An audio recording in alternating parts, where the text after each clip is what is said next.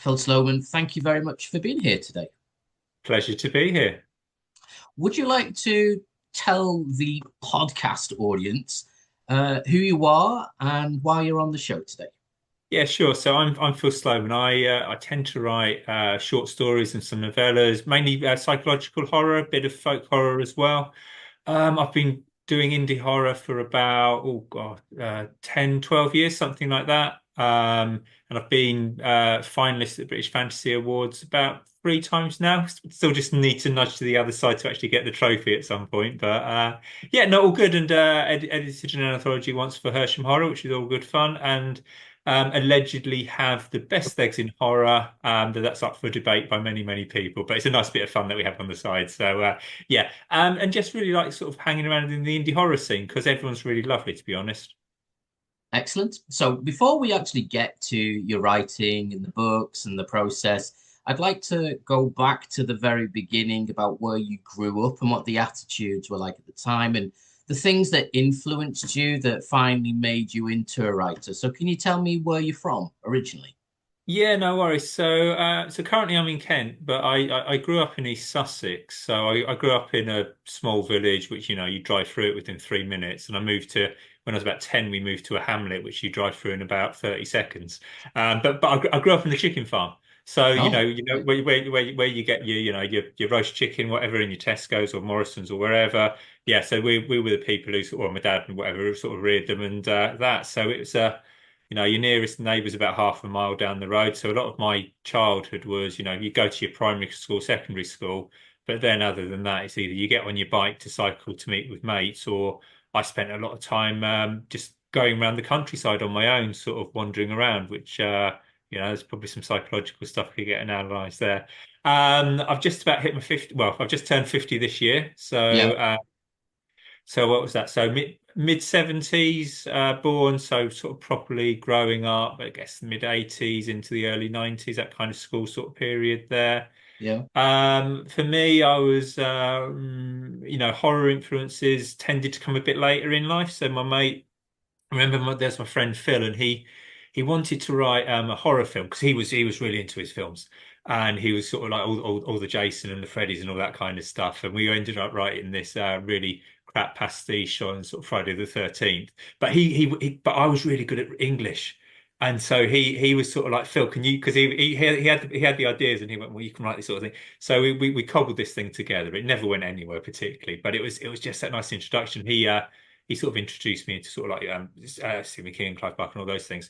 But in terms of attitudes of the time, I guess I was that loner kid. I was the kid who was the geeky one who would probably get bullied a bit and all of those sort of things. So yeah, so probably that's a bit more of or origin of me sort of keeping myself to going back to that countryside, sort of hanging, just going around the woods and all those sort of things. Did you actually make a little film though? Maybe on a Cine 8 camera? Did you get that No, far? So we ended up when we went to college. So Phil and I ended up going to college together as well. And we met this guy Ross, and Phil and Ross are very good at sort of doing film studies and all those sort of things. And I was, Yeah. a bunch of us who would sort of hang around with them. So we ended up doing a lot of action films. So there's a few 20, 30 minute sort of things. 17-year-olds, 18-year-olds pretending they're 35-year-old hitmen, and martial artists and all those sort of bits. But we did. I don't think it actually. I remember doing the filming. I don't know if they actually ever got it done, but we did. We did start to do a film based on Human Remain. I think it's called Human Remains. One of Barker's stories within Books Yeah. of Blood, which is about effectively a doppelganger and this guy Gavin and all of those things. And a lot of it filmed within the college because it was free and Yeah. that's where we could meet together. None, well, actually, Ross has gone into doing sort of films and stuff, so he just sort of like an independent film company or distributor. Phil and I have both ended up. I work sort of I do sort of charity work, and Phil does sort of more financial things and what have you. But it was a lot of fun at the time. Yeah. What about what was it like though? I mean, you and I are we're the same generation. Yeah, Um, yeah. but this is your podcast, not mine. So can you tell me something about what the attitudes were like at the time, what the politics were like, and the music? Do you remember very clearly? So politics, I remember it was sort of a lot of the Conservatives, the Tories sort of seemed to be in power for quite a bit. Yeah, So I'm sort of like left leaning. yeah, My granddad, if I remember rightly, I think my granddad was so that side of my family is sort of like Rochdale, that sort of like northwest side of things, and he was yeah, trade unionist, and I'm sure he was a Labour councillor at some point. But he also used to he was a chippy, so he was a carpenter by background, so he used to make the coffins, but he also used to make the wrestling rings and where you've got yeah, the yeah, slab and wood. So there's a lot of me sort of growing up being, I think, frustrated probably with the Tories. It's one of those ones. It was just, I don't know. I think I was slightly out because I've listened to other sort of guests of yours sort of speak about this, and I think I was slightly outside because I wasn't living in the cities, yeah, and I was sort of living at home, well, was at home on a farm. You sort of see your mates now and again. It's only when I went to maybe college or university that things would start to come in, and I don't know. And growing up in Sussex, so you're in Brighton, yeah, and going to college in Brighton, it's a lot more liberal. And yeah, so for me, it's one of those ones of there was the gay scene there and all that sort of thing, and you didn't really blink twice about it. Whereas in other parts of the country, I think it was be like, oh my goodness. And yeah, definitely. for me, my mum came out as lesbian when I was 18. So again, Yeah, it's just one of those ones you just kind of go, oh, this is quite normal. And then you go to other parts of the country, and it's a bit like, oh, hang on, what's all that about? yeah, Yeah, and I think I've probably got that naivety of being a country bumpkin, hmm. that you sort of didn't come across it as much. Yeah, I mean, Was it a big change for you, though, in any way, going to Brighton? no, not. I don't know. It's just you just evolve in life, really, don't you? Yeah, yeah, Because it's just you get your gang of mates and you meet up with people and you have the people you kind of go, yep, want to spend a bit of time with them, and you have the other folks who are just like, no, not just definitely not my scene. I think, when you sort of mentioned music, I didn't really get into music until probably I was going off to university. yeah, So that was when probably Britpop was starting to kick in, yeah, I remember. Yeah, and sort of all the dance music was starting to come alive, and yeah, God, it scares me nowadays when you have when everyone talks about old school dance music, and I'm just like, that was my era, and it's yeah, just like, but exactly. it's still the best era for dance music, in my opinion. Yeah, Um, yeah, yeah, but that's I loved it. So that for me was great. So there's this evolution for me. You've got this kid who's not really sort of done anything in terms of music and all of that sort of stuff. Maybe a bit shy and retiring, awkward socially. Go to college, and I suppose it's that bit of you expand a bit more. You start going out to nightclubs and things. I didn't drink until I was about 19, so I was yeah, always the designated driver. But you sort of go out, have a good time dancing, or what have you, and then you go to university, and it's just suddenly this, wow, this is a brilliant night out. yeah, And I think that was probably a bit of a, I don't know, a bit of that just sort of coming into your own as an adult. Because I never went sort of down the route of being a goth or a metalhead or anything along those lines. So I was never in those tribes, but I yeah, just went, oh, this is quite good. And I suppose when you got into that mid-90s and you've almost got that Labour government coming in, it yeah, just felt like there was this lift in the country. yeah, I remember. Yeah, Yeah, and I think that for me, that's it was a good, it felt a good sort of 5, 10 years to live through yeah, at that point. And I don't know for me if that's the contrast between you know, coming out of being sort of a bit of a country bumpkin, a bit more of into the towns, or if it's the whole shift within the government and all of those kind of things. But I know one thing I do know I was always really keen on, and still very much do through work and stuff, is it's just that basic equality stuff, and that always sort of confused me about where people would be. I don't like someone because of X, Y, or Z, and it's just like, well, you don't know yeah, them. Literally just judged them on their skin or their sexuality or what have you. And I guess that's worries me at the moment. It's a lot around, it feels like we're really going backwards, and yeah, particularly around definitely. people who are trans, and I worry about sort of that and this identity politics. And I think there's a lot of people who are just trying to be themselves, who were getting Hmm. victimized. Yeah.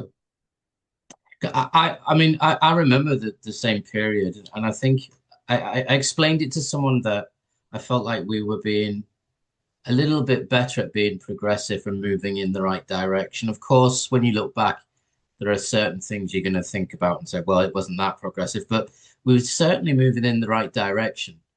And it Yeah. seemed, and I think you're right. I think we are going backwards at the moment in certain areas. Quite well, no, not certain areas. In a lot of areas, I think we're going backwards. So yeah, it's sad, really. I had a reunion last weekend with two friends from university from that period of time. Not seen them Nice. in, yeah, not seen them in 29 years, and they came to Warsaw in Poland, where I live. And we were talking about that, and we were talking about the fact that it seemed to be a lot more progressive, or at least moving in the right direction. Do you do you remember what you wanted to do when you were at university? I mean, I asked that question not taking the piss. I actually mean that as Yeah. in there were a lot of people at university who you ask, what is it that you want to do? And you're like, I don't know, I'm just here. Did you know what you wanted to do? Well, no, I mean, I'm 50 and I still don't know what I want to do. Yeah, But I hear no, you. I do all right work-wise, but it's a bit that bit of going. No, I chose the safe degree. I went with well, it was going to be business studies, but I didn't get a high enough grade, so they went do business economics instead because it would take you in because I think they were short on numbers because it was Yeah, exactly the same UCAS points to get into that degree as the other one. So I just went, look, what's the fallback one? I come out of this. What's something I can get a job with, but not knowing what I wanted to do particularly. And I ended up bumbling. I ended up, films was interesting. I thought that would be good, but yeah, I never went down that side of things. I did the thing of, I look back and I go, why didn't I study English? That would have been great fun. I'd have really yeah, enjoyed that, but I was just in the very practical head. yeah, yeah, And it's a thing of I've had a bit of a portfolio career. Left university, did stuff where I went into worked at catering. As assistant catering manager at this sort of convention place, and then I went and worked as a cinema. As an cinema manager, which oh sounds yeah, great. You can go and yeah, see all these films, which is brilliant. But then Friday night, Saturday night, when all your mates are out enjoying themselves, you're the person who's there sweeping up the popcorn, and all of that sort of thing till like 2 o'clock, 3 o'clock in the morning. So yeah. So short answer, no, didn't know what I wanted to do. And what did you do after the cinema thing? Did you? How long was it before you were like floating around trying to work out what to do? Well, I worked. I did sort of a bit of event. I kind of went into event management, conference management pieces, that Yeah, sort of thing, which is just organising things. And I'm quite good at organising stuff. Apart yeah, from today, so anyone listening, we had the most nightmare of things trying to get a camera and the audio to work. So at the moment, I've got the laptop going, which is doing the audio, and I've got my phone doing the camera, but it's working. So there we go. it is. Um, yeah, so I just sort of did that and went, I want to make a bit of a difference. So went and sort of did some charity stuff, and I've sort of been doing charity things for a good, well, I don't know, 15, 20 years now. But there was always the bit of going, I wanted that creative sort of side of things as well, which is where I don't know, about that 15 years ago, I was going, should do a bit of writing again. Hmm. And we, and I don't know if it's the same for you, Frank, because obviously you write as well. It's a bit of going, you go and go, oh, I'll write something, and then be a bit of effort, a bit of time, but then I'll do it. I'll get a book, and then then I can go and do that full time, and then you go and go, oh, okay, that's nowhere near the reality at all of things, is it? So you put it on the side of your work, obviously, and family and kids and all of those things. I've got a couple of kids who are both, sort of teenage-ish sort of years. Yeah, I think it's one of those things where if you ask me today, what would I want to do work-wise if I started again? Yeah. I would probably, because I'm massively into nature, I'd probably start back and go, what could I do in some kind of conservation work? What could I do Hmm. that's getting me out and about and outside all the time? Because there's a lot of time you spend, or not nowadays, but a lot of time you used to spend sitting on trains, going to places, sitting Yeah. at a laptop doing work.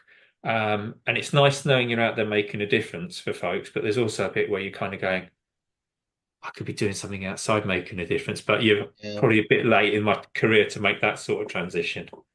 Because you grew up, because you, as you said, you grew up on a farm. So you actually grew up. You grew up right in, in the middle of nowhere, I guess. Yeah, And because your childhood was a little bit different, I mean, I grew up in a village as well, but I was only yeah, 20 minutes away from Liverpool, so it alternated between the two. So it wouldn't have yeah, been your experience. But when you look at the landscape of your childhood and you look at the landscape of today, like the natural landscape, yeah, yeah. um, do you think we're in a better place or a worse place today in terms of the United Kingdom? So natural, sort of like what nature looks like. I mean, today we have a lot more people thinking about it, and back then we didn't have as many people thinking about it today. Yeah, I don't know. It's that rose tinted thing. You always sort of hear people going, "Oh, there was more insects around and all of that." And I don't know because I was too young to probably appreciate it at the time.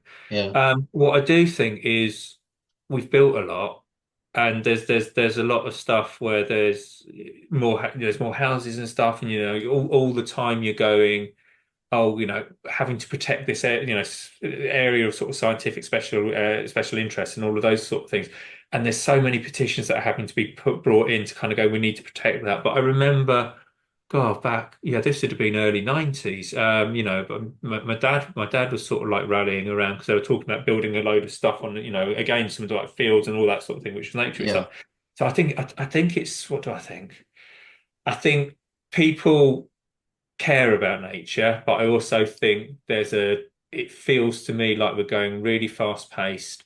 A lot of consumerism massively feels like it's shot up. Maybe that's the naivety around when you're young, you're not quite as aware of those bills, when you're 12 yeah. compared to when you're, 30, 50, what have you.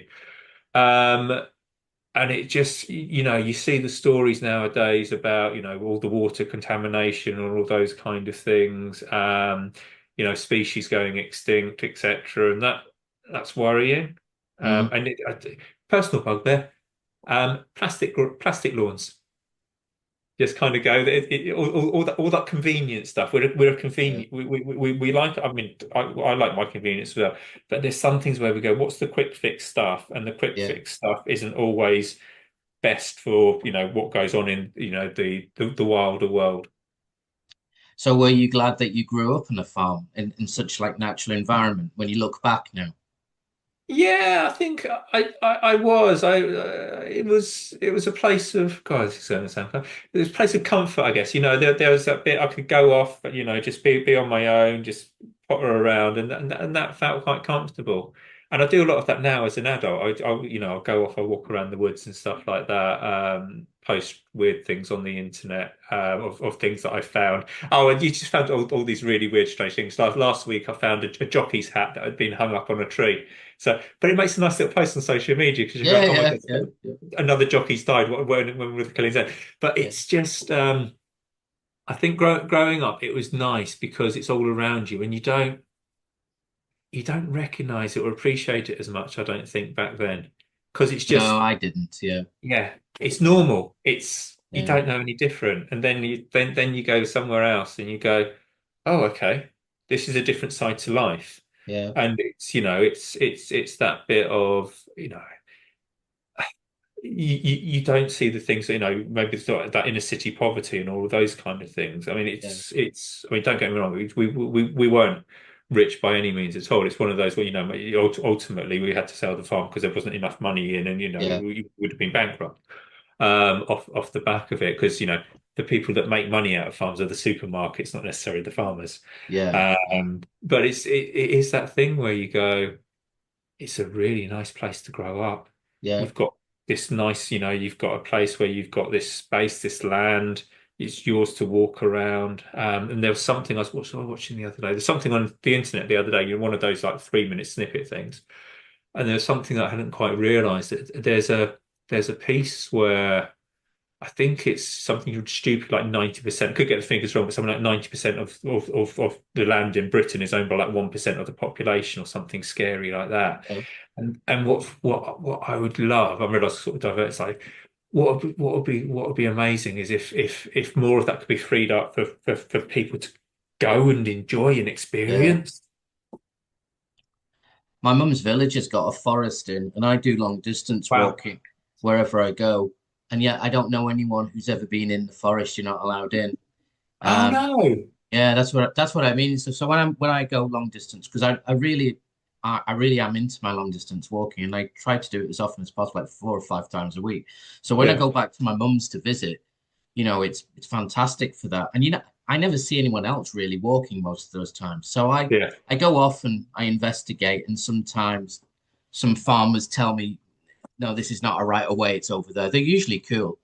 yeah, But there's a forest that you just can't enter it. And I don't know anyone who's ever been in it. In all the years of all the people, nobody knows anybody. No, I don't think anyone even knows who owns it, just where it starts and yeah, that it goes along in a certain direction, and that's it. And I was telling someone this in Poland, and they had a thing called the Land Right Act in 1921. That's over 100 years ago, which yeah, means yeah, so much of the land has to be accessible by the public. So here, when I first arrived, people yeah, were saying, "Oh, let's walk this way," and I'd be like, "Oh no, maybe we should go that way." Why, Frank? Because it's near someone's house. Frank, don't be ridiculous. It's accessible. And I think about the forest in my mum's village, and I think so much of that land just, yeah, yeah, who uses it and what do they do with it? And it's sad to say that, but I didn't appreciate the village when I was growing up because when you're growing up, I was into music and yeah, I want to meet girls, but there are no girls there. Uh, I wanna go to the city. I want to do something exciting, but you're not old enough for your parents to let you go at that age, and yeah. you're desperate to get out. And so when you go back, you do kind of appreciate it's a nice place for kids to grow up, relatively speaking. So yeah, I completely understand what you mean by that. How do you feel about though that a lot of people are critical of young people not spending any time out in the woods and out in the fields these days, the way that we would have done? Well, I don't know how much of that's perception versus reality Hmm. because as I say, we're both in our 50s. Ever since I've been a kid, it's always been young people nowadays. It Yeah, can't be, 5 decades of it just being young people are always at fault. It's that yeah, thing of going, right, is it just people are going and saying, oh, I've seen some kids sitting there on their mobile phone or, where have you. I mean, God, I used to work at a convenience store when I was about 16, 17, in a village not too far from us.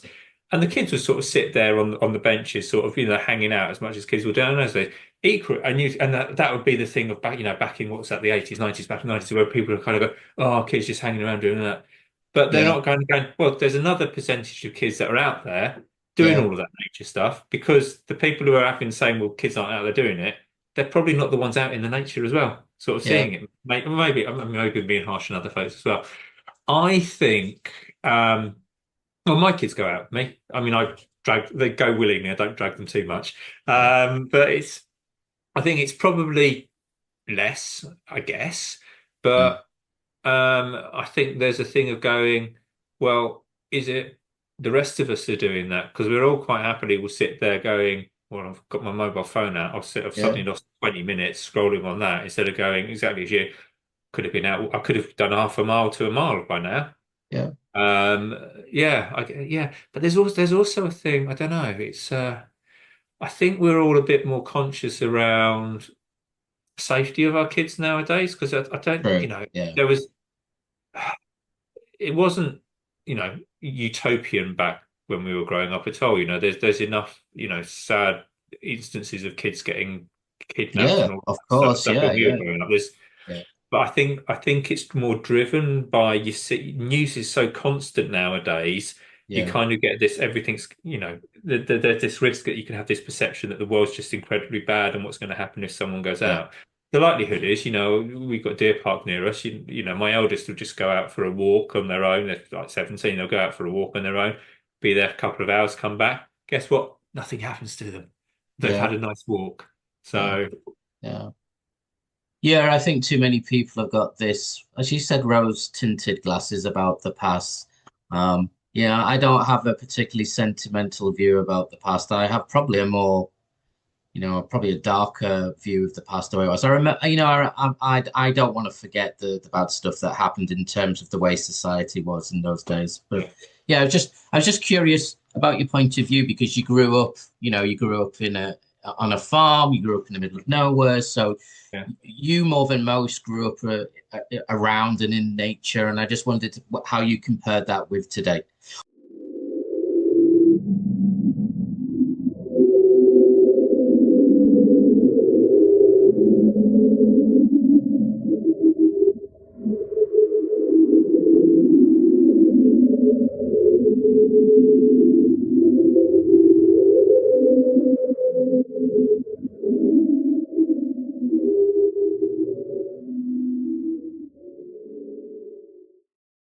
And Phil, we're into the second part now, which is I'm going to ask you about your writing, about the publications, about the books, about how you write.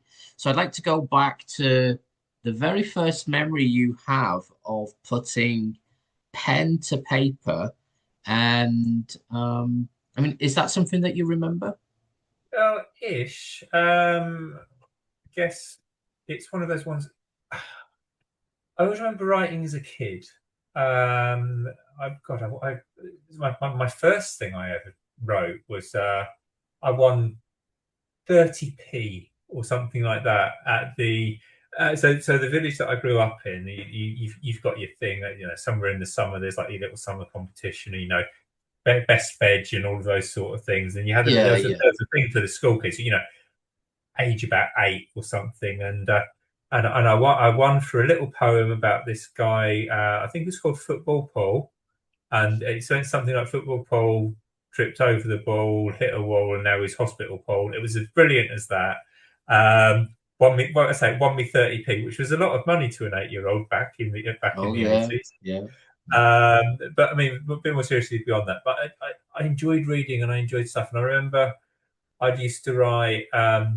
So for English at secondary school, a teacher, what's the teacher called? Mrs. Rowland. And I was reading a lot of fantasy back then. I wrote, what was it called? The Jewel of Luap, Luap, because my mate's name was Paul. My best mate's name was Paul, so I just spelled Paul backwards.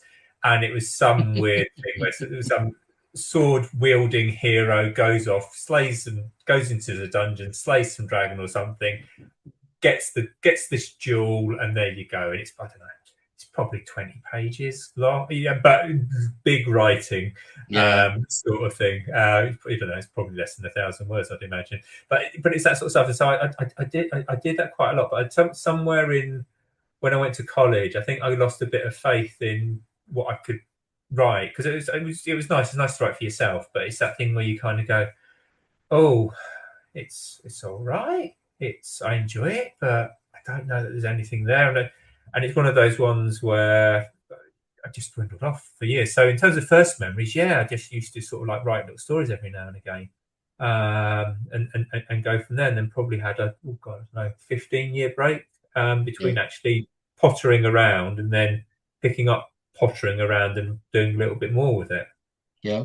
What was it that compelled you to actually sit down and say, I'm actually going to give this a go. I want to actually write something that I want to submit at some point? Well, me and my mate Dion, who a lot of folks probably listening will probably know. So him, so Dion, his wife Clover, and our mate Matty. We did this podcast called Scrolls. It was Dion's idea. He just wanted to do a podcast around writing in sort of like in genre fiction. So Dion's big fantasy fan, a bit of sci-fi as well. And he went, "Oh, Phil, you read a lot and stuff. Do you want to come on and do the horror side?" So we were just reading books and talking about books. And I was reading a lot of stuff, and there's cracking stuff coming through the indie sort of horror scene. And I was kind of going, I could do this, not in an arrogant way, but in I understand. Yeah. It's not beyond me. Yeah. It's not. I'm not suddenly going to kind of go, oh, you know what? Here's the next Stephen King. But in just that, I can probably do something that's along the right lines, and with a few years practice, we've got to some sort of level there. But that's what inspired me, and you kind of just with doing that podcast, it was for Geek Syndicate, which was a wider podcast in itself, and then they'd have sort of like these mini sort of sub podcasts, if that's the right phrase. So we're doing that, meeting, chatting with different authors, and then that got me, linked up with people. Used to go to a couple of conventions, and you kind of go, oh, okay, I quite Yeah. like this scene. I quite like it. Let's give it a shot. And then you become aware of, because I didn't know how any of this worked, and then you become aware of, oh, there's these submission windows, and you just put this sort of, got. I mean, like most people. I mean, I realise there's a few who don't, but like most people, got more rejections than any sort of acceptances to start with. But at the same time, there was nothing where I was going, what I'm writing's dreadful. I was going, I think there's something here. Yeah. And then got an acceptance. Teresa Derwin. Oh yeah. Yeah. Yeah, what was it? It was an anthology called Potatoes. The theme was literally potatoes, because her and I can't remember the guy who she was running her press with at the time. It was Nightwatch Press. And they went, we could do an anthology on anything. Let's just do the theme potatoes. And I wrote this story called The Banshee's Egg, which was about this woman on a Scottish island, remote island. She's not quite fully there. She wouldn't be the top of the academic league, but heart of gold. And she was sort of like the medicine woman, in the wrong sort of phrase, but that sort of she should be there. She should be the like poultices and stuff. And there was a thing where I went, well, what if she gets paid with this special thing, this Banshee's Egg, by this family that she needs to do something for. And I ran with it, and it was a potato. Obviously, they gave her this potato, and it's like, oh, but that's a Banshee's Egg. Take that, look after it. And she gets quite possessive, and some bad things happen. And it's one of those things where people said some nice words about it. I think it was the opening story to the anthology, and that sort of kicked me to go, I'll write something else. I'll write something else. I'll write something else. I think for a lot of people who write in the indie scene, it's that first time when someone says, you know what, we like this, we'll stick it in a book for you. Yeah. So what was that like? I've asked this question of every single guest, just because I think it's such a wonderful feeling for someone when they first start out. What was it like? Do you remember what you were doing when you got the email? Was it an email? Yeah. It would have been an email. Yeah. I honestly don't know. I think I was probably like, I'm not a person who jumps up and down with excitement in life. Yeah. So, but I was like, I'm pleased with that. Yeah. I was quite. I probably bought an extra bottle of beer in or whatever. Said to my wife, "We're celebrating tonight." But in the middle of being facetious, it was nice. It was a really lovely thing to go. You know what? Something that was in my head, and I gave it a shot, and it put down a piece of paper, and then someone said, "We like that," and that's a nice feeling, and it's always a nice feeling, even to this day. I got an invite to write for an anthology that's coming out later this year, and someone said, "But Phil, can you write something? We like what you write," and it's just that hearing kind of, oh, that's quite good. I like that. Yeah. And sorry, I totally missed something out in the what got you back into writing. So that, as well as the podcast, the Scrolls podcast, there was there's Lily Childs, who's a great horror author, or indie horror author, and she was running something called The Prediction, which was a flash fiction thing, 100 words, and every week it was a flash fiction story, and there'd be 3 words that are given to you each week. It'll be you would just take the dictionary and just kind of go, I don't know, rubber, cup, sellotape. And you'd have to fit those 3 words into your 100-word story. And it was really great, because what happens, you get this little community, there's probably about 20 people entered each week. You got the honour of winning that week or not. But it was just nice, because it was just sort of that thing where other people sort of think, oh, I thought that was great and what have you. And again, that was a nice spur. But I tell you what, writing 100 words, I mean, people call them drabbles, but writing 100 words flash fiction, that tightens your writing. It gets rid of the erroneous that's and where's, and all those little words that just creep in that you don't really notice, and you suddenly go, oh. Did you I was going to ask you, there was a specific question connected to the beginning. Oh yeah, so once you got that first, because John Probert made me laugh. He said that he sent his first story off and he got accepted, and he was like, oh, brilliant, here we go. and then he didn't hear anything for ages, and he's like, "Oh, well, that wasn't exactly what I was hoping." And as you said, at the beginning there are a lot more rejections and acceptances, but did you automatically just then sit down and start to say to yourself, right, I'm gonna write every day or write every week. I'll have a word count because I want to get more and more off the submissions, or did you have a more relaxed approach to it? A more relaxed approach. I think I realised quite early on this wasn't going to make me my fortune. Yeah. And so in terms of that, you go, I enjoy it.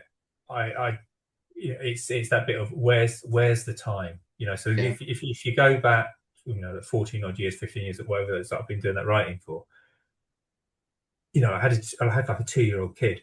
Yeah, of course. Yeah, and and all the pressures of work around that, all your other things, and listening to you were talking to Simon Kurt Unsworth, and Simon was saying that he wrote on trains. Yeah, I did a lot of writing on trains. I was commuting into London and back every day, and it's that thing of you go, I can squeeze out 200, it was half hour each or 25 minutes each way. I was going, squeeze out 200 words each time. Yeah, and what I quite liked was I see writing almost as a problem to solve. You have this theme, and it's like, well, what can I do that's interesting with that? Or so you'll just be walking down the road, and something will crop into your head. So there was a story I wrote called "There Was an Old Man Who Swallowed a Fly," and it's literally I was just walking to the station and I swallowed a fly, and I went, oh, and the story's about this bloke who's a bit of a hypochondriac. He's probably in his early 60s, something like that. Bit of a keeps himself to himself, maybe not the politest person in the world. And he's the fly that he swallowed, he's a bit like, he starts talking to him. And he starts having these visions, and and suddenly it's just like, I'm going to get this disease, I'm going to get infected. And he's kind of going, well, how do I coax this fly out? And there's something, and for me, that's so what do I have with I swallowed a fly, to go, well, what's the interesting thing to do with this? How do you run with that? And you've got a piece within the story where he's got this rancid meat and he's tied it around a bit of string around it, and he's almost like fishing to sort of encourage the fly out, and it's those things. And there's another bit where you go, staying above our bedroom seat, on our bedroom ceiling above where I sleep, and it's that thing, where's that, we've got painted over it, came back, just like, well, what's causing that? And it's that evolved into a story called Not Simon, which is about a bloke effectively who has another him upstairs in the attic, which is almost seeping his negativity out. And it's just that kind of going, how do I jump around? And what you just see something in, you want to do the same. All writers do this. It's the what if, what does that spark sort of thing. And I think that for me, and so did having that first story accepted, did it suddenly spark me into, fame and fortune comes here? Yeah. No, but what it sparked me into was going, oh, I can write some more stuff, and then see who else will pick it up, and see who else will pick it up. And then I had enough to do a collection, and then I had enough out there that I was having people coming to me and saying, Phil, can you do us a story? Phil, can you write us a novella? That kind of stuff. So yeah, it was that's when my writing's evolved. What about are you a planner? Are you a pantser? Or are you in between? I'm in between. So if I'm writing a novella, I have to. So I've written two. I wrote one called Becoming David, which is serial killer, psychological twist really with it, a bit different. And I had to basically, and I wrote another one called Les Vacances, which is a folk horror. Couple go to France, stay in a gîte, and local bad cult sort of thing, etc., etc. And to work it through, what I do is I'll go. I've said this before in other sort of podcasts and stuff. But what I'll do is I'll literally go chapter 1, chapter 2, chapter 3, and then I'll just write, in this chapter we meet David. In this chapter, this will happening. It's only a sentence, and then it's just enough structure for me to go. And then there'll be stuff that will come in as I'm writing it, and then I go, oh, I didn't even think about that character. Suddenly there's this new character that you just realise as you're getting the words down, I need that in, or actually put stuff in and kind of go, that's shite. Don't rip that out and throw it away. Whereas doing short stories, I generally know where I'm going to finish, and I know where I'm going to start, and I feel happy enough to walk that journey through, but without writing the things down, as much as I would do for a novella. I've never tried a novel. I've tried a novel. I've got about halfway through, and then I just went, oh, I don't know if this is quite doing what it needs to do, and I probably need to revisit that somewhere. But definitely, if I was doing a novel, God, that would have to be planned. Yeah. And I tell you what, in terms of motivation to plotting or pantsing, you've got a deadline. That suddenly is just like, right. Otherwise, I will prevaricate. The kitchen needs cleaning. All that sort of stuff. So, what about the actual? Because you talked before about swallowing a fly. Yeah. Are you? Because some people, they talk about they've just got an image of something. Other people talk about somebody says something to them in a conversation. Other people are all of those different elements. Do you take notebooks with you, or do you use your phone to write notes? Not really. I've got every now and again I'll jot something down, but what I've kind of learned that if something sticks in my head, Yeah. that's something to run with. Yeah. I wrote, so I had an image in my head ages ago, and sometimes it's just almost like there's a scene somewhere and I just want to, it's something innocuous or a phrase or something, I just want to go and use that. And there was, oh God, probably about a decade ago, I had a thing about, well, what if someone had a bomb inside them? You sort of, and I didn't write the story with that until. So I had the idea maybe 10 years ago. It took me another 5 years before I actually felt I know what I want to do with it. But it just stuck in the back of my head. Yeah.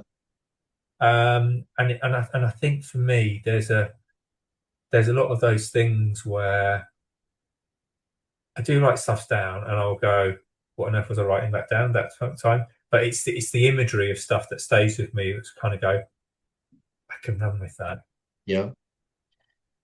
I'm going to make a big jump though, because now you went. I mean, you explained how you started off, but I mean, you've had quite a lot of success speaking about your writing so far. I mean, you've been nominated 3 times. So can you tell me something about the book? I know about the books, but I want you to tell the audience about the books. Can you tell me how you got to that stage and tell me about the actual books themselves? I honestly don't know how I got to the stage of getting nominated. I think part of it's going out to conventions and stuff and people knowing your name, because the hardest thing I find for me is marketing. I'm dreadful at it. It's a skill that I need to get much better at. These people who are able to put out these TikTok videos, put out multiple social media posts and all those things. I don't know how to do that. But what I do quite like doing is I like going and talking to people, spending time with people.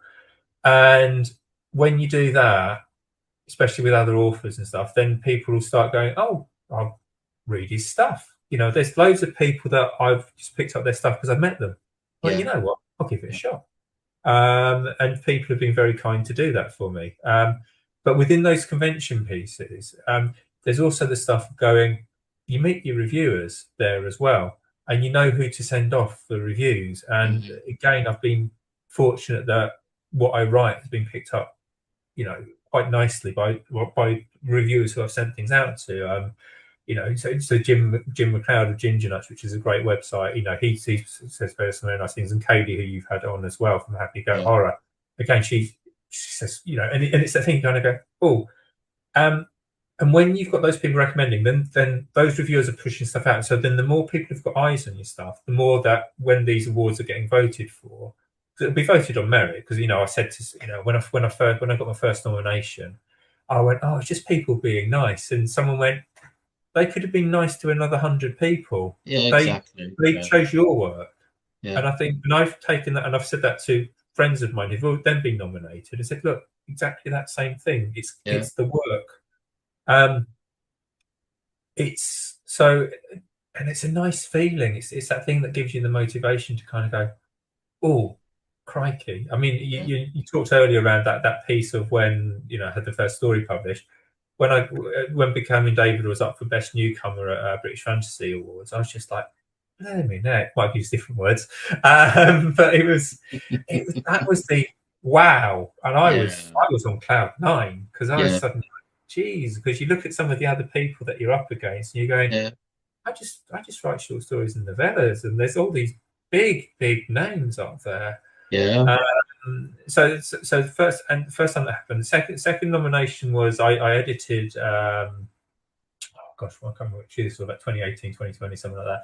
So I edited an anthology called The Woods for Peter Mark May of Hershey Horror, and I was very fortunate to get Kate Gardner, Penny Jones, James Everington, and Mark West to provide stories for it. It was part of their Pentanth range, and you get 5 stories in, and one's always from the editor.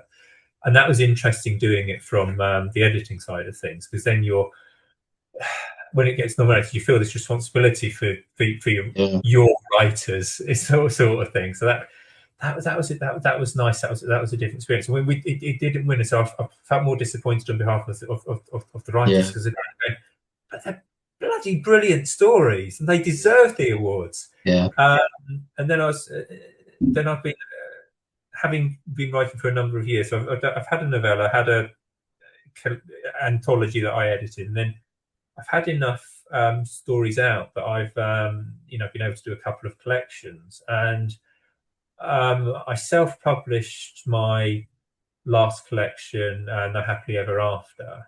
It's about seven stories, I think. Because I thought, I'll give self-publishing a try, because I've been published by indie presses, and I went, well, let's see what it's like on the other side. And Dan Howard very kindly helped me with a lot of the formatting and getting the book out, which was very, very, very good of him. He didn't have to do that at all. Was it stressful? Was it stressful actually putting out your own book in that way?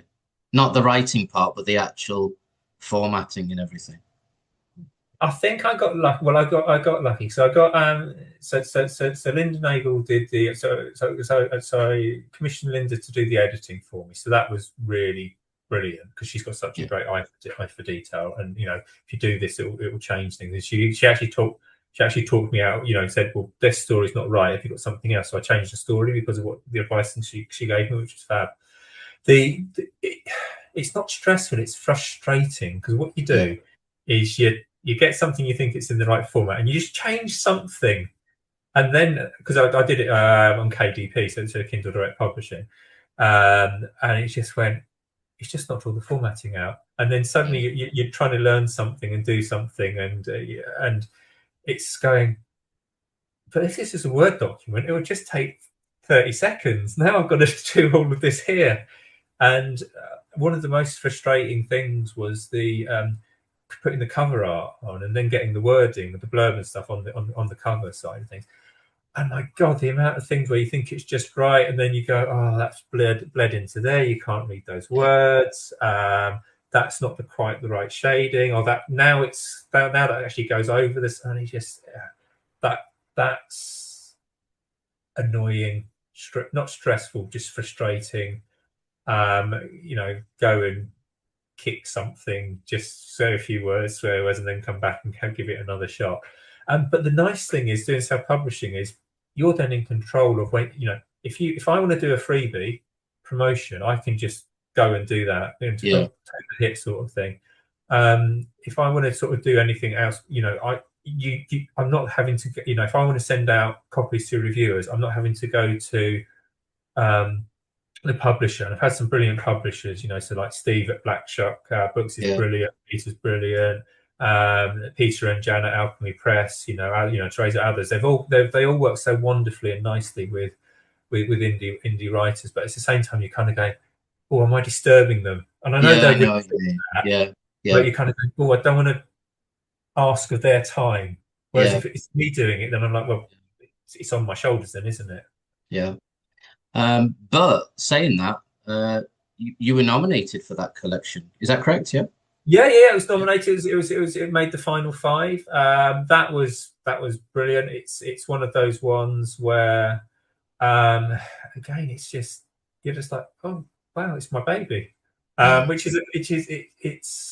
It's even more so when you do it yourself, and it's this strange thing because you're kind of going, you're up against sort of these different books in terms of best collection, and they've all got published by Solaris or whoever, and and you're just like, and there's a film independently published. You're just like, how's that out there?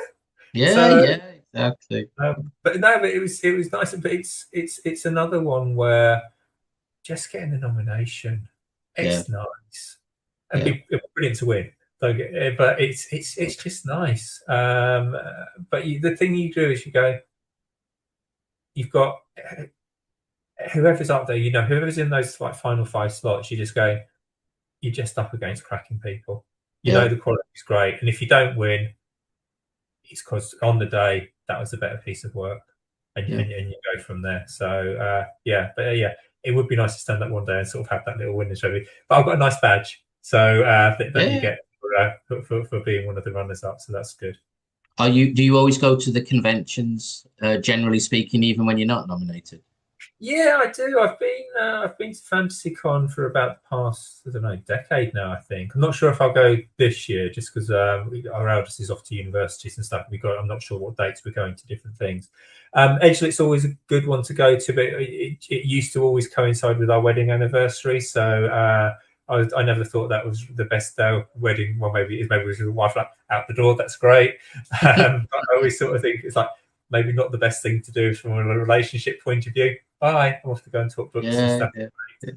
And there's been a number of other sort of like smaller conventions that you'll go to, which are good. And what I always find is you just meet someone new, and you come across some new work, but you're also able to talk. CC Adams always calls it talking shop or talking game.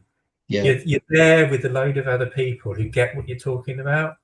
Because if I go out with my mates who I go out doing moth trapping with, or my mates who I play tennis with, or my mates who I go down the pub to watch the football with, or what have you, if I start talking about horror and writing, they'll be like, "Oh, that's lovely, Phil.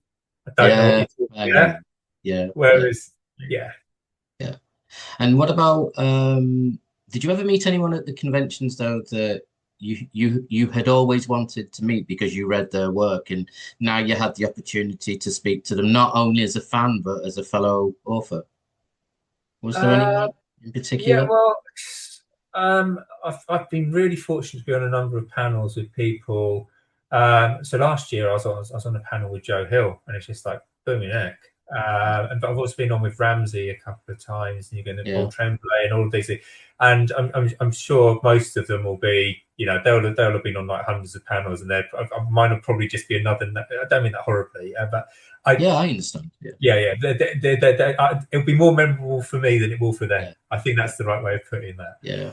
And I think, what do I think? Who I'd probably love to end up sort of meeting would be someone like Clive Barker, because he was my coming into horror sort of idol. But I don't think that will ever happen. Maybe it will. I don't know. But I think I'd have to go to the States for that. But there's a lot of big name authors there who are just all so incredibly welcoming. I mean, obviously you had Ramsey on, and Ramsey always seems to be the most generous person with his time whatsoever. Same with someone like Adam Neville. Joe was just getting everyone coming to him left, right, and centre, and he always had time for a smile and a picture and a selfie with people and all of that. So incredibly genuine, and I think that's the nice thing with everything. It doesn't matter if you're the author that's multi-million selling author, or if you're the I've sold. I'm literally just coming in, starting on my writing career. Everyone, in the main, is really nice and welcoming, because you're all trying to do the same thing, and you all like the same stuff. You might disagree on books and stuff, but you all like reading horror. And you talked about Clive Barker. Was he your biggest influence when? I mean, were you reading a lot of horror when you were younger, before you started actually writing, or did it start when you were writing? So my horror. I kind of watched horror or read horror without realizing I was reading horror initially, because I had one of these books, which was, the 1,000-page children's book of stories, or something like that sort of title. Yeah. I think it's in the loft somewhere at the moment. And it's when you look through it, because I'm showing it to my kids, and then you kind of go, oh God, there's a tale in there by Edgar Allan Poe, and there's a tale there by Fanon, and there's a tale from, and you suddenly kind of going, oh, there's all these horror stories, but they've been sort of truncated, that I was reading when I was 10, but without realizing that they were horror stories. Yeah. And then my mate Phil, who I was talking about earlier, who did the filming with, he kind of introduced me to Stephen King, because I was reading fantasy, and so as you know, I was a big like Lord of the Rings geek, and read it 6 times, because there weren't obviously no other books, and then you go and read all those. Then I started King and went, oh, okay, I like this. This is a bit different, and then that bridged into Barker, and that was just, like so many people in that sort of 80s, 90s, when you start reading things like Books of Blood, and you go, I didn't know you could do this. I didn't know this sort of stuff existed. Yeah.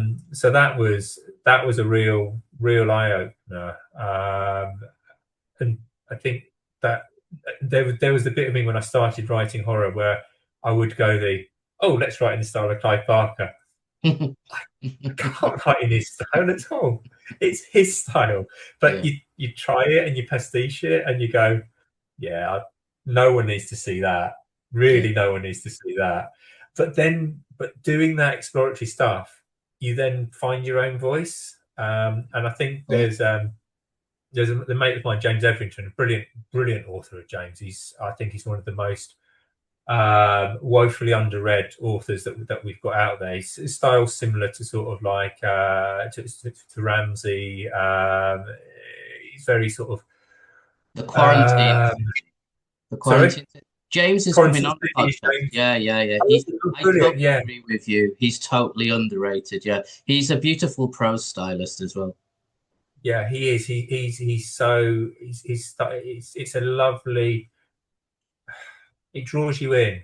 Yeah, and it's poetic almost, and it's just that gentle horror that suddenly creeps up in you, and you go, wow. And I think it's getting into more of the horror scene and doing the Scrolls podcast and stuff. I started broadening my reading, and so it started reading more of that quiet horror stuff, that more psychological horror pieces, and then going, oh, okay, this is where I probably want to take my own writing and give that a shot. So yeah. And one final question in the writing part of the podcast, I wanted to ask you about, what are you working on at the moment, or what plans do you have for working on something in the near future? So I've got a short story that I've been, as an anthology, I've been invited to write for, which is effectively it's an End of the World an anthology. And it's been one of those ones I've been mulling it over, what I need to do for the short story. And I've there's a working title in my head, or I might shorten this, but of what's the title? When There's No One Left to Hang. Yeah. And it's that kind of going, okay, so what do you have if you've got the hangman and there's no one left to hang because everyone else is dead, and how does that play through? And there's stuff going on within my head of going, this is the concept stuff that I like to explore. What do? You have no purpose, and there might be a piece where, do I have someone there, and then there's one, and then it becomes there's no one left, or not. So that I need to work through. There's another piece. So I keep promising that I'm going to do this. So I've got enough stories for another collection, but there's one short story that I'm writing fresh for it, which is just, I'm not giving myself enough time on it, because I'll write something and it'll be another 3 weeks, and then I'll kind of go, oh, you've not looked at it then, have you, Phil? Little guilt monster on my shoulder. But there's a piece within there going, I've got enough stories to bring together, but I think they need polishing, because there were some of the earlier stories which are fine, but they're not what I would say is where my writing is now.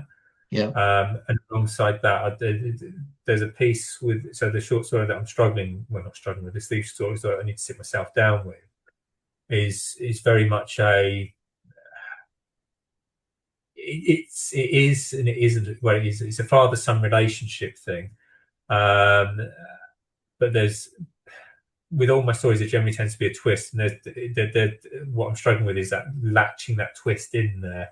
Yeah. And that to me tends to be the hardest thing of how do you make something without it sort of like being, da-da, look at this amazing thing. Yeah. So where it's someone who kind of goes, oh, what just happened there? Yeah. And that little penny drop that you get at the end of the story. So effectively collection, which would by some point in 2026, he says, giving himself a 7-month window, and a short story which I definitely have to do by the autumn, because I've got a deadline to do that, and I never like to let anyone down. And so that's the thing that will get my attention more at the moment, because I don't have a deadline to get the collection out, because that's me doing that for me. Yeah, exactly. Brilliant.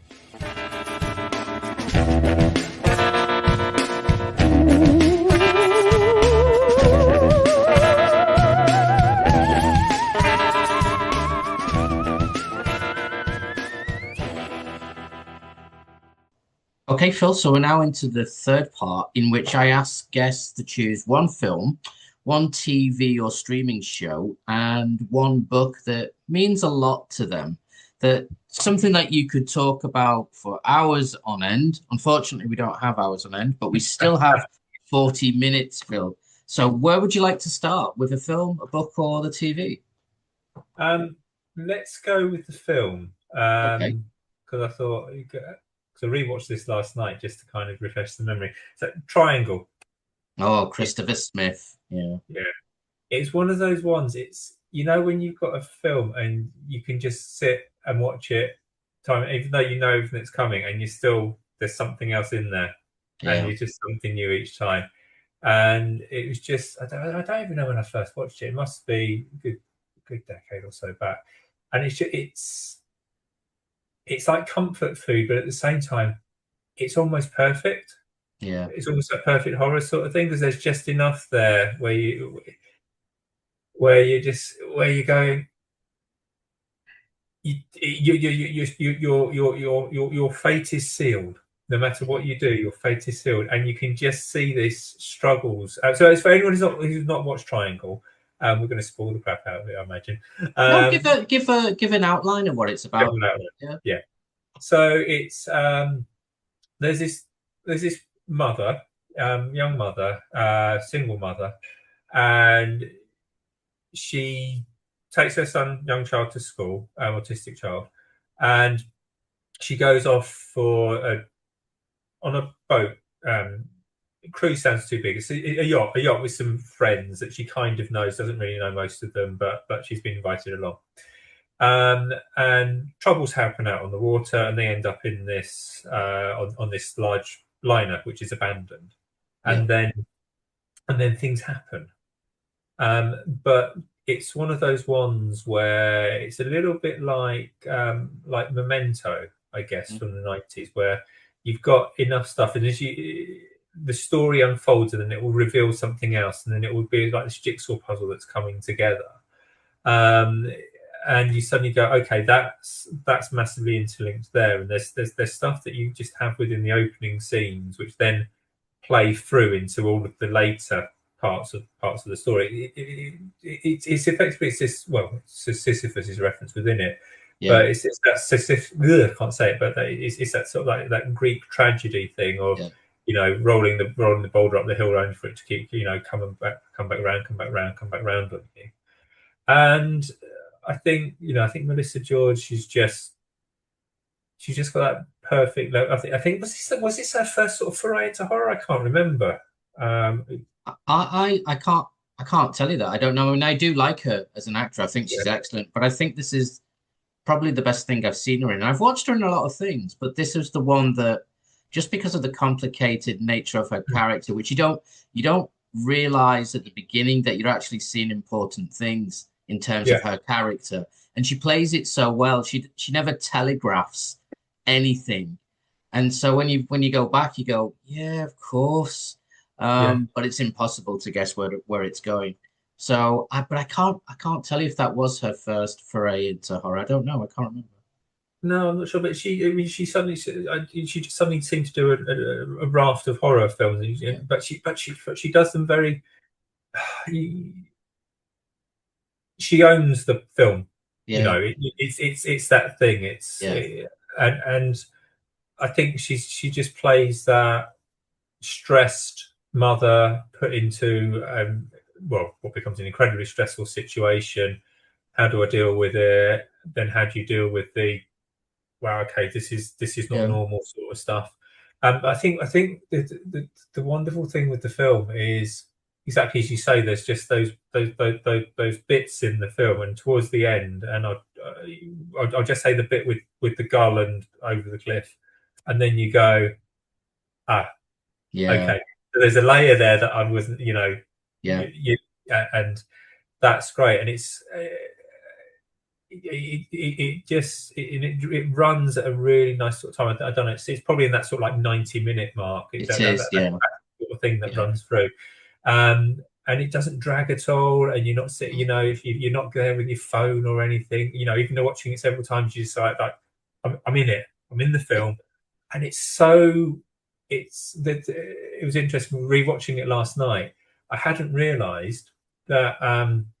Well, obviously, with it being called Triangle, when the actors' names come up, they're done in threes. So it'll have like Melissa George, and then it's got like a shadow effect of Melissa George, and you kind of go, they thought about that. Yeah, they actually thought about that, and it's there's a number on one building which relates to a room in another build, and you're just like, oh, but it's only because I've watched it through that I've actually went right.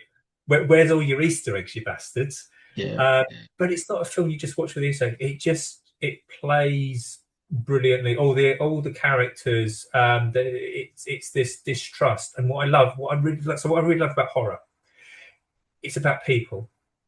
And this, I mean, the situation, all of that, the reality or not, it's the reaction of the people to each other and the personalities playing through, and that's what drags you in. I think it's because it could be any of us. Yeah. I interestingly, when I first met my wife, I mean, before we were married, that the very first time, and she said, "Do you like horror films?" I should have told her this, and I said, "Yeah." And she said, "Should we watch some horror films?" And I put a double bill on, and it was Triangle with It Follows. So so I always think of when I see Triangle, I always think of the first time I sat down with my wife to watch two films. Well, before she was my wife,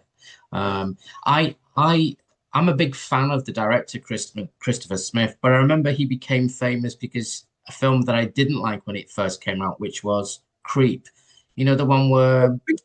Which one? There's two. Is it Creep with the tube, or Creep with the the tube one? Yeah, I think I'd have to go back and rewatch it again. But he did another film after Triangle with Sean Bean, the medieval horror film with a young Eddie Redmayne in it, called Black Death. And if you haven't seen it, I would recommend that film. I definitely recommend. I think that's his second best film after Triangle. Well, yeah, I've definitely seen Creep. Creep for me was, I think it just did a little bit too much of the freaky stuff within it, rather than I think that's what took me. That went not quite. Triangle Love, not seen Black Death. Just with Creep aside, just the other film. That's a great film to go and watch if you've not seen it, which is the. I can't remember. It's a guy who's renting out a house or something like that with what is it? And the one guy's effectively a serial killer, and it's one of those ones I saw it on, I don't know, Netflix or something like that, and you kind of go, it'll be all right, and then it was kind of going, okay, that's quite freaked me out. And again, it was something that felt like it could be real, and going, right, I'm going to lock my doors tonight. And stuff like that. So no, so in terms of films, Triangle's fabulous. I mean, Memento, I mentioned that would always be up there, and you're just away from horrors. Well, I suppose it was a King's Story, but Shawshank Redemption, but that's like in everyone's top 10 anyway. Sort of thing. That's But again, I think for me, it's anything that's massively character driven, that you give a damn about what's happening. I mean, I'm quite happy to watch, this stuff where the popcorn films and all of that sort of thing. Yeah.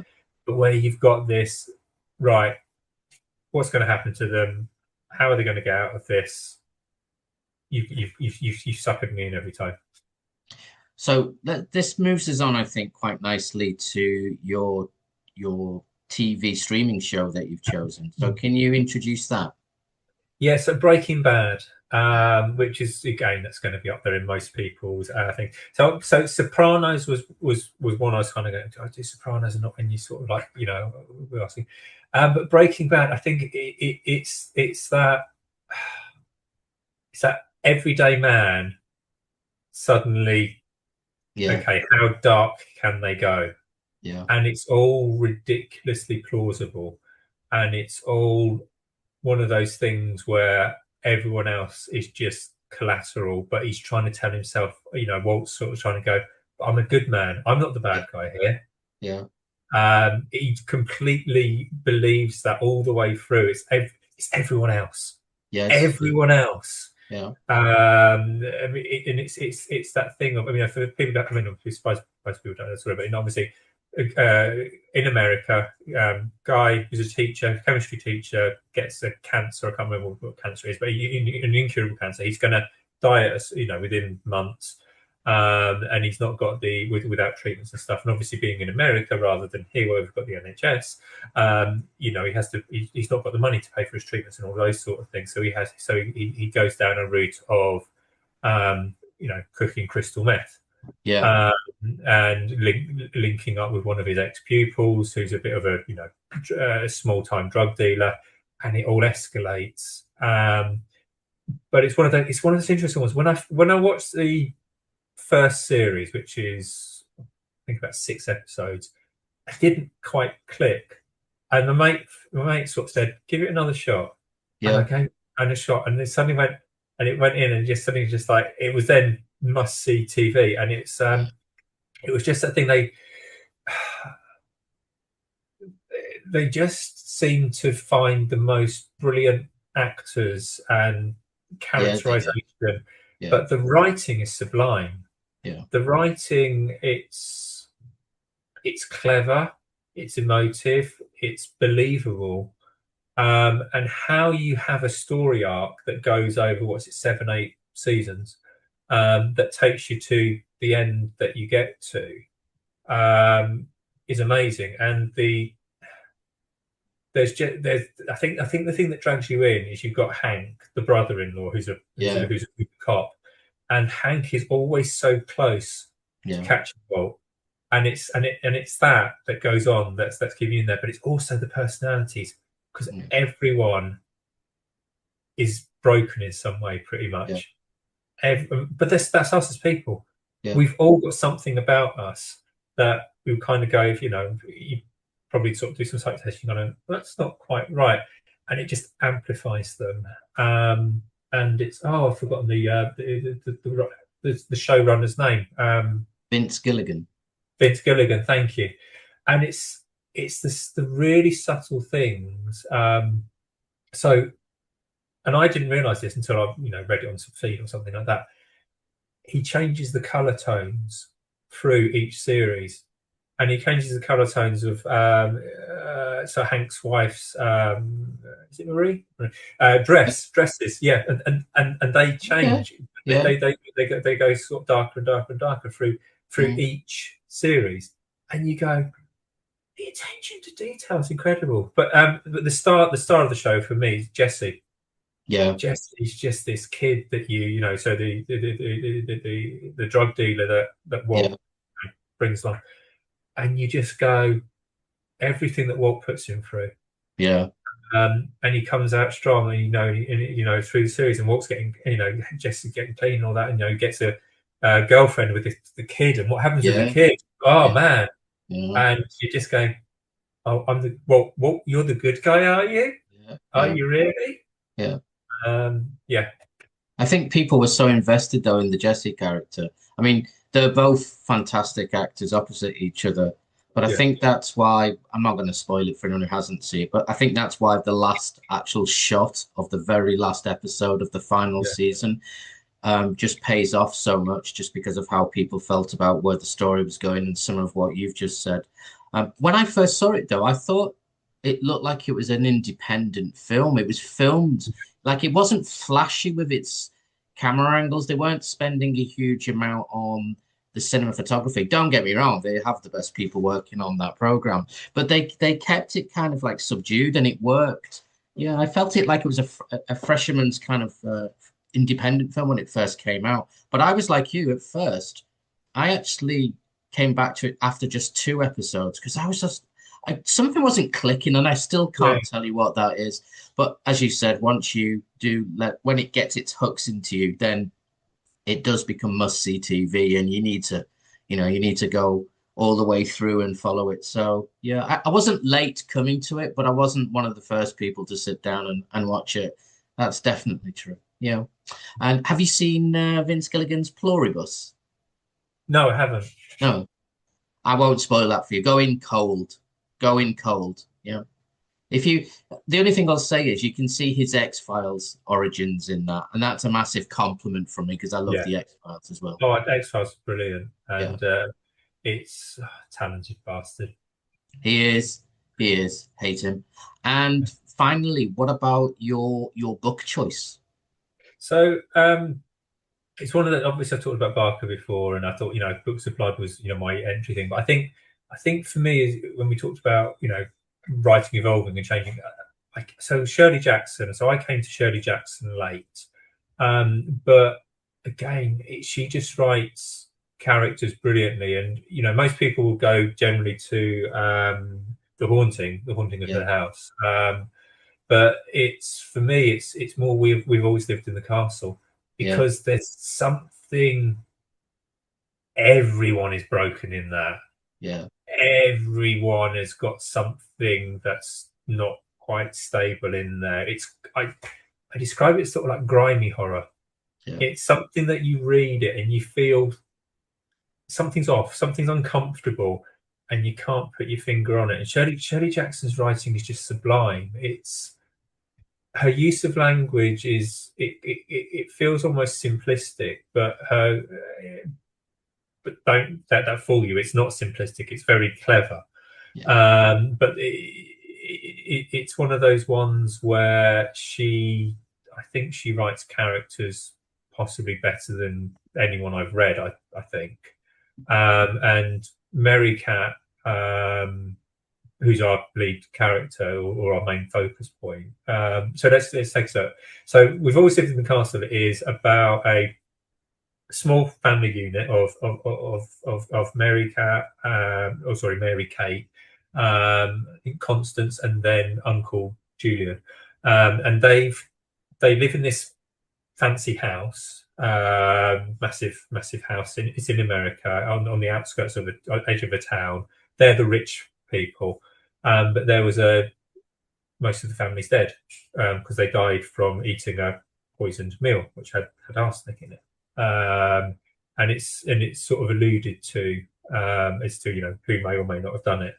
But there's this whole thing. It's about the relationship of these three. The uncle is just mad because he was partly poisoned, and he's just like rewriting the memoirs of what happened that fateful evening. Yeah. The older sister. Is it Constance? I'm sure I'm getting the name wrong there. But the older sister is she was tried but not convicted of potentially doing the poisoning. So she listed there, and then Mary Cat wasn't there. She was elsewhere, and she ate somewhere else of the evening. She's 18, I think, at the start of the book. It says, but she comes across a lot younger. Yeah. And they stay away from the townsfolk because the townsfolk are all gossipy about them. And that's an interesting relationship dynamic in and of itself. Just that there's almost like it's alluded, or it was blatantly said, that there's this jealousy from the townsfolk to the rich Blackwoods, and there's a thing where Mary Cat and the rest want to just be left alone. And so Mary Cat leaves like these wards around the house. So she's got things buried, like a box of marbles and and dollars and things like that. And then there's you have a cousin that mysteriously comes into the family unit, and a male cousin who's sort of saying, "Oh, I've come in after a bit of cash," and it breaks up the dynamics. And the brilliant thing is, the story plays out over, it's about a week. It's no more than about a week, and it's about relationships, and it's about very uncomfortable, stilted conversations, and it's about a bit of power and control. And it's about trying to, you kind of know who did it, but it's about trying to, get to that reveal point of, well, what did happen to the family, who did kill them and all that sort of things. And it's as much as well about the townsfolk and the way that they react to stuff that happens later in the book, with their jealousy and their anger towards the family, and then shifting guilt coming in. Shirley Jackson was a very book. Yeah, she was very interested in this, though, wasn't she, Shirley Jackson, about the way that towns work and distrust works and envy works and jealousy works, and she also plays with that fractured personality where there's an element of the unreliable narrator in it, even though probably that. And there's also something about, in terms of, it's almost like a fantasy world that she lives in, especially when she is in the garden and she's doing all these things to ward off bad luck and other people. So it is a book that's open to so many different interpretations. But I think that's what's great with Shirley Jackson. I recently bought the collected works of hers because she's one of my heroes, and I have this book, but I left it in my mum's a long time ago, so I bought it again, and it is a theme that carries through a lot of her stories, that obsessive nature of the way that people look at other people and how you view yourself, and you're never quite reliable. Have you ever read the short story about the woman who is basically told by people, don't move in with this guy, he's probably a killer, and she still goes ahead knowing perfectly well that he probably is a killer? And at the final scene, there's none of this histrionics of a typical story that you get from a typical writer doing this thing. It's not ambiguous, but it's kind of like an acceptance of fate. I can't remember the title. Have you read that short story? I've read a few. I don't think I've read that one. I've got a short story collection on the shelf somewhere. It doesn't spring to mind when you mention it. But she's absolutely brilliant at playing with the whole idea of identity as well. There's another story about a young woman who just disappears one day. She leaves her family. She goes off for years. Yeah. And when she comes back, her own family refuse to accept that it's her, because so many people have turned up claiming to be her, to try and get their hands on the money. I know people throw words around like genius a lot, but honestly, truly believe that she was a literary genius. And it's so sad that she died at such a young age. Have you seen the adaptation of We Have Always Lived in the Castle, the film? No, I've not seen that. I've watched the varying versions of The Haunting. Yeah. Worth a watch? Oh, no, I've not seen it, Phil. I was just wondering if you'd seen it. Yeah, I fancied it. It looks okay. It looks okay. There is actually as well a film about Shirley Jackson with what's her name from? God, I shouldn't forget her name because she's an actor I really like. The lead actor in The Handmaid's Tale. She plays Shirley Jackson in the film. I've not seen it. I heard from someone that it's absolutely fantastic. It's about a young woman who comes, I think, to whether she's tutored by Shirley Jackson in creative writing, I don't know, but it's about the relationship between Shirley Jackson and her husband. And it looks, I've seen that. I know it's only a trailer, but it does seem, I'm like, oh, that looks good. And I don't know why I'll forget after I've told you. And after this, I'll be like, a Post-it note on my computer, and it'll be sitting there for months before I think about it. So no, I just wondered if you'd seen any of these and if you could say whether they were good or not. No, I've not seen. So I've not seen those. So in terms of the films, The Haunting go for the 1962 one. That the original. Robert That's Wise. brilliant. Yeah. The remake with Catherine Zeta-Jones, maybe not worth seeking out desperately. So yeah, but it's just that it's interesting that she's not spoken about. I think out maybe she is. I'm just being too cosseted. Until I came into the horror scene, as it were, or more of it, I don't think her name would ever come across. Okay. Yeah. Yeah, it's one of those ones where there was no one sort of saying, "Oh, have you read Shirley Jackson?" And it's just that one where you kind of go, I don't. Stephen King name is always out there, and rightly so.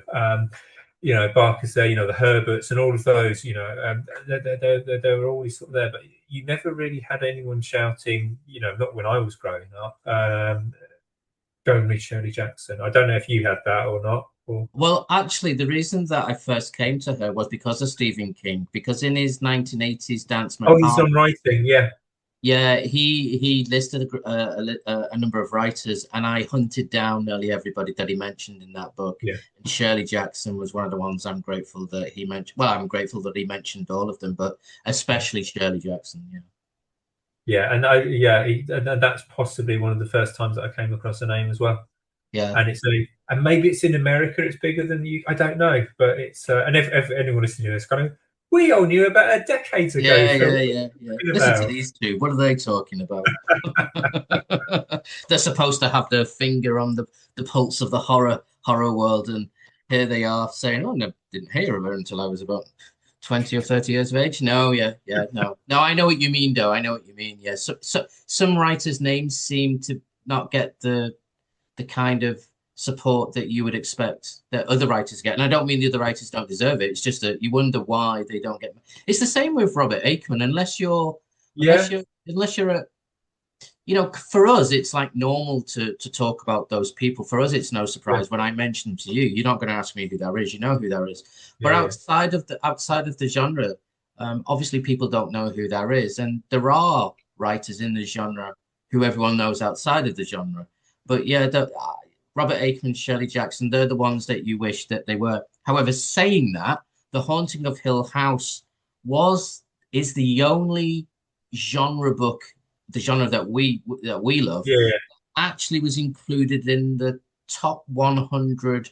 I think it was post-war American novels. So you know how the literary world works and how it thumbs its nose at us. But she's there. She's in the top 100 for The Haunting of Hill House. And rightly so. And rightly so. Yeah, exactly. Excellent. Phil, before we finish, I just want you to be able to tell the audience where they can find your books, please. So Amazon is the usual place. Otherwise, I can always send stuff if anyone wants to contact me on social media pieces. But Amazon is always going to be your easiest place to find stuff. And if people do want to contact you on social media, which social media platforms are you on? So I'm on Facebook. I have an Instagram account, but I just can't get my head around Instagram. I think I post a picture or something, generally a mushroom or a moth or something like that, once every 3 months. But yeah, so if you look for Phil Sloman on Facebook, then you should be able to find me there. Thank you very much. Phil, thank you very much. I was very happy that you agreed to come on, and I've had a great time chatting to you. It's a very natural conversation, so that's exactly what I want for the podcast. Thank you very, very much, Phil. I've loved it. Brilliant. And thank you for inviting me. It's been an absolute pleasure. Thanks, Phil.